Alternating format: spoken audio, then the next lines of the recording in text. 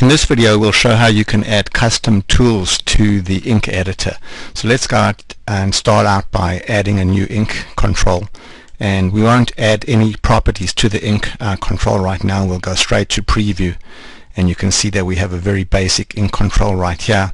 It's important that you're using the iOS 7 or Android style, because the ink control has CSS classes that are defined in those style sheets, but the old style sheets like GR Blue and GR Gray don't have all the necessary CSS classes. So basically here we have a really basic ink control. So now let's go and start configuring this ink control, and we'll use the Genie now to choose note-taking default, which looks like this. And now we'll go ahead and run it now. And basically we can see now that our ink control has this overlay section over here on top of the drawing area, where there are a series of buttons. And let's say that we'd like to add our own button here to this ink control. So we'll go back now to design mode. We'll go over into the ink control, and we can see now that there's the overlay. So we'll edit the overlay, and the overlay is just a bunch of HTML that gets rendered. So we'll go over here, and let's go here and type in, say, div, and we'll go here and we'll say we'll just copy this code here. So we're going to basically make this an absolute positioned div with a left set to, say, 60 pixels. So basically this means that this first div will be positioned at 0 pixels, and this will be positioned at 60 pixels. And then we'll just go there and type in, say, button slash div. So right now when we click on this button, there's going to be no event handler. So let's go there now, save this, and then go over to working preview, and you can see we have a button over there, but nothing happens. So now let's go and define an action for that button. So we'll go back there, we'll go back to the overlay now, and we'll go to our div, and we'll go here and we'll say A5- item equals, and then we'll go here and we'll say button 1, and then we'll go to the items tab over there, and we'll add a new button, a new item, sorry, called button 1, and then we'll go here and define the on-click event, and we'll just say alert part.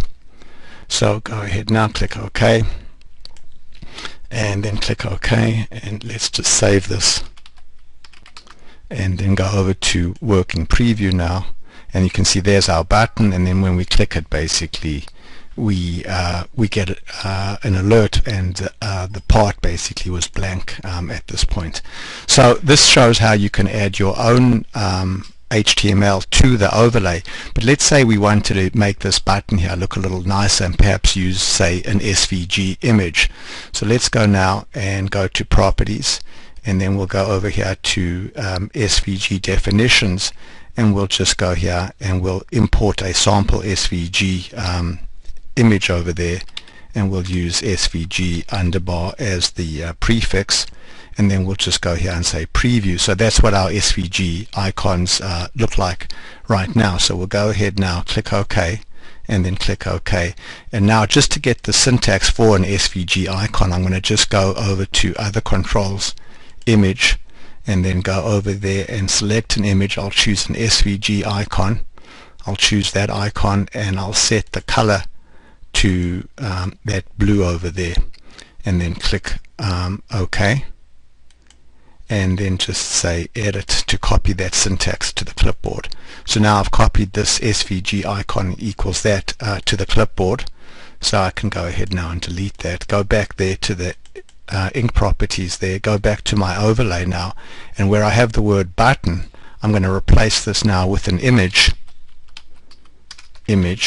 source equals, and then plug in my SVG icon over there, and then put in the closing tag for the image. So now click OK, and then save this, go over to working preview now, and you can see now we've added an SVG image as our button to the overlay section on the ink editor. So what we've shown in this video is how easy it is to customize the overlay that is shown over the ink editor. Thanks very much for watching.